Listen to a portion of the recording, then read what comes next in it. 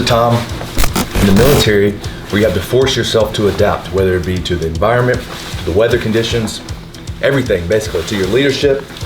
This is the hardest thing that I dealt with when I first joined the military, is adaptation, because environments can change so quickly, your job can change so quickly. Take for example, so I got home about 10:30 last night, and this morning I have to take a boat to San Diego 07. I am a creature of habit. I like having a schedule. I like doing what I do. I like prepping my meals at a certain time, going to the gym at a certain time. I had to completely shift up my schedule, but I've learned to just put my head down, keep pushing forward, do whatever I need to do, and change up my schedule to adapt to the military. And that's one thing that I think a lot of people have trouble with. I've learned to just put my head down, shut up, stop complaining about it, and still make it a great day. So regardless, it's about 6:30 right now. I'm about to head to work, and we got to take a big truck to San Diego.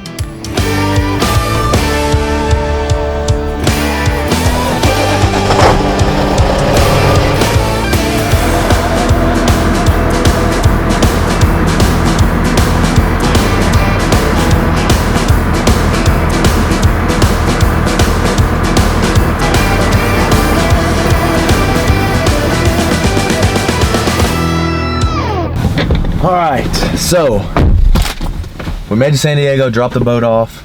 Now we just stopped by the Navy Exchange. I realized on the way down here, about halfway down here, that I forgot the meal that I was supposed to have, which is my second meal, which is 8 ounces of turkey breast and greens. But we stopped by the next. I made it happen. I got exactly 8 ounces of turkey breast cut, and which is $4.46. And then I bought a bag of spinach. Okay.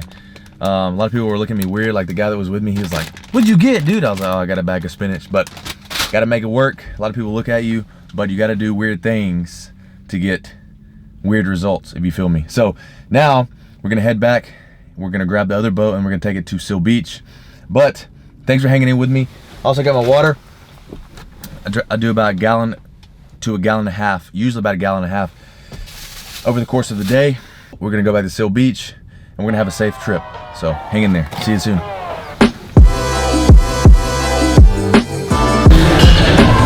I always struggled to get veins in my quads, and finally. What's so cool about veins anyways? I just like veins. I don't know. I think they're cool. Finally, got a few veins in my quads right here. It didn't happen until I got really lean though. Once you start getting really lean, I can see a lot of the veins, vascularity coming out in my quads. Let's go.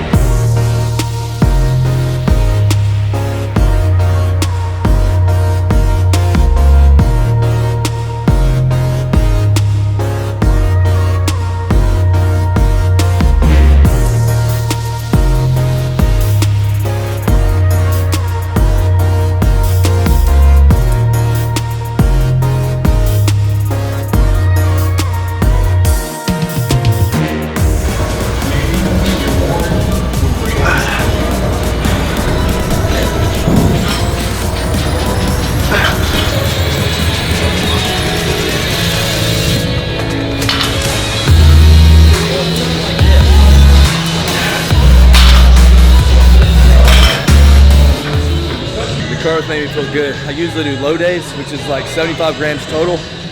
But today I think I'm total gonna end up about 300 grams of carbs. Feeling good.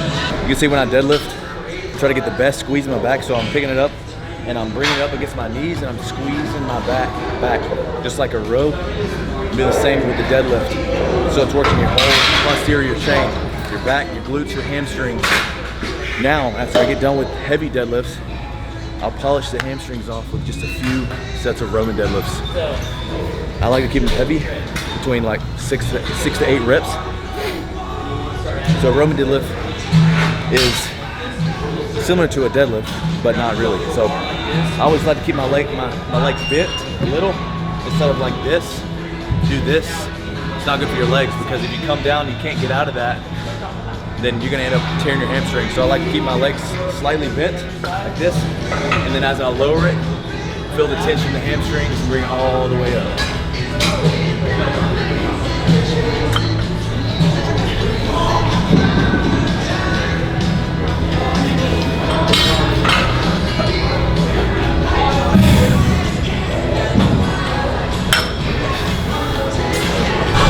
I gained most of the size of my legs from heavy squatting. So I will never abandon squats. I think this is a perfect leg builder. Of course, I keep my legs kind of narrow when I'm squatting.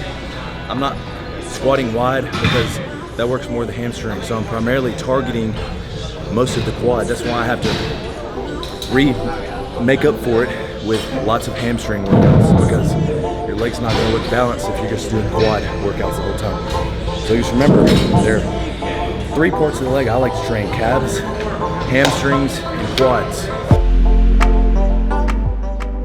When I first started training, when I first started lifting weights, there would be little bitty things that would come up in my schedule, and I would just dwell on them. You know, little bitty unexpected things, little bitty hiccups that would come up in my schedule, and it would just piss me off for the rest of the day, if not the rest of the week. But you have to understand, whether you're civilian, military, whatever, it doesn't matter what you are, you're gonna have unexpected things come up in your schedule, but you have to find a way to overcome them, make it happen, and move on.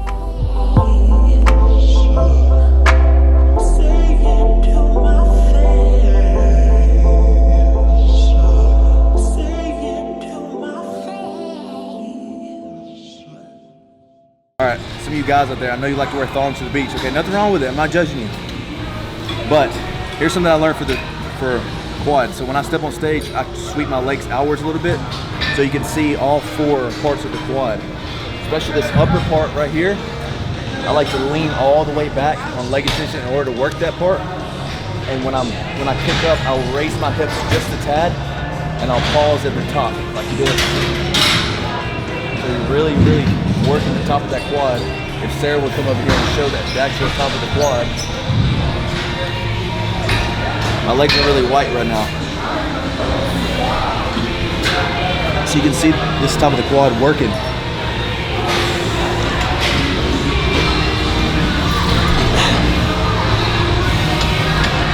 And after a few of these reps, remember kicking your hips out. So you lift your butt off the ground? I do, so in order to keep my body as straight as I can. So I'm arching up to stretch as much as I can, and I'm coming up to keep it as straight as I can. If I'm sitting back like this, I'm working the top of this quad right here, and you can feel it. So if you want to work the top of your quad, bring it up, and it'll kind of sit forward. Oh, I see. Working the top of the quad right here. Oh. In order to work higher on the leg, you go back. Back as far as you can. Pick your butt up a little bit, get more of a stretch. Come up. Oh. Pause on top.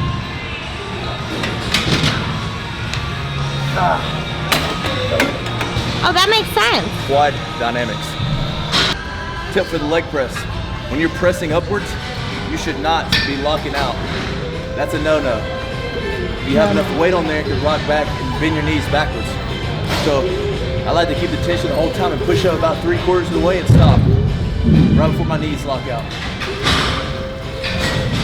Press. Press. My legs are destroyed.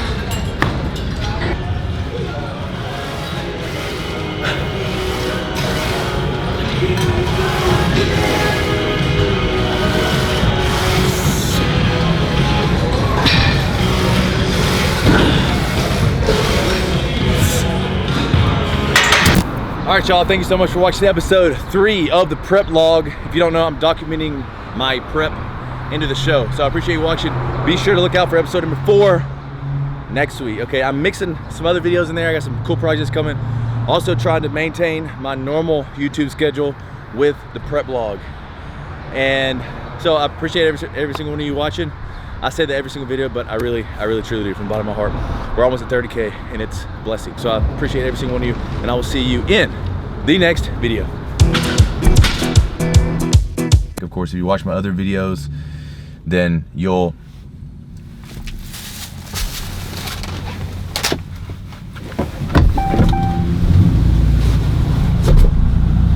All right, guys, welcome back to the prep log episode 3. I'm glad you're here with me because we're 8 weeks and 2 days out from the show. I'm very excited.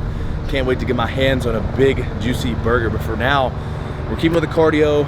My calories are staying consistent day by day. Today was a moderate carb day, so we're gonna go hit some legs. But first, I'm gonna show you what I did throughout